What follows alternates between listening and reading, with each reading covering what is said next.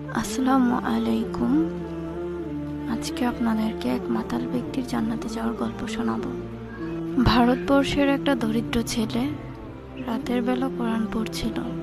হঠাৎ তেল শেষ হয়ে বাতিটা নিভে যাওয়ায় ছেলেটি মনের দুঃখে কাঁদতে লাগলো আর বলতে লাগলো, হে আল্লাহ, আমায় এত গরিব করে কেন দুনিয়াতে পাঠালে? তেল কিনে কোরআন পাঠ করার সামর্থ্যও যে আমার নাই। তখন ওই ছেলেটির কান্না শুনে একজন যুবক তার দরজায় গা মারল। ছেলেটি দরজা খোলার পর তাকে জিজ্ঞাসা করলেন, তুমি কাঁদছো কেন? অতঃপর ছেলেটি তাকে বলল, আমি এতই গরিব যে তেল কিনে কোরআন তেলাওয়াত করতে পারতেছি না। অতঃপর যুবকটি বললেন, তুমি কেঁদো না, আমি তোমার জন্য কেরোসিন নিয়ে আসছি। কিছুক্ষণ পরে যুবকটি কেরোসিন কিনে এনে বলেছিলেন, আমি জীবনে আর মদ খাবো না।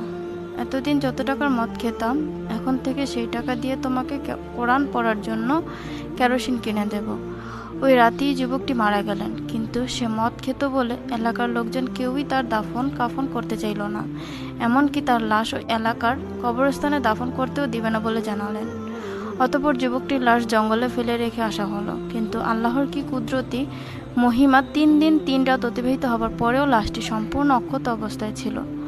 বনের কোনো হিংস্র জন্তু জানোয়ার ছিঁড়ে খাবে তো দূরের কথা, একটা পোকা মাকড়ও তার মৃতদেহ স্পর্শ করেনি। এমনইভাবে 4 দিন কেটে যাওয়ার পর ওই এলাকার 3 জন আল্লাহওয়ালা লোক স্বপ্নে দেখলেন যুবকটির লাশ দাফন করতে হবে। পরের দিন তারা 3 জন মিলিত হয়ে লাশটিকে জঙ্গল থেকে তুলে এনে গোসল করিয়ে কাফন পরিয়ে জানাজার আয়োজন করলেন।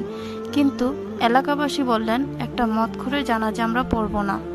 তাই অল্প কিছু লোক নিয়ে জানাজা আদায় করার পর মৌলভী সাহেব জানতে চাইলেন, এমন কেউ কি নাই যে এই মৃত ব্যক্তির একটি ভালো কাজের কথা বলতে পারবে? তখন একজন লোক হাত তুললেন, যার কাছ থেকে যুবকটি ওই গরিব ছেলেটির জন্য কেরোসিন কিনেছিলেন।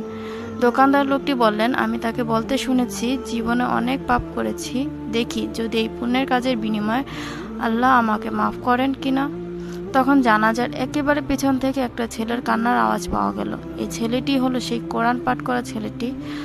অতঃপর সে উপস্থিত সবাইকে উদ্দেশ্য করে বলল, আজ রাতে আমিও একটি স্বপ্ন দেখেছি। যিনি আমাকে কোরআন পাঠ করার জন্য 1 টিন কেরোসিন কিনে দিয়েছিলেন, তিনি বিশ্বনবীর সাথে জান্নাতে প্রবেশ করেছেন।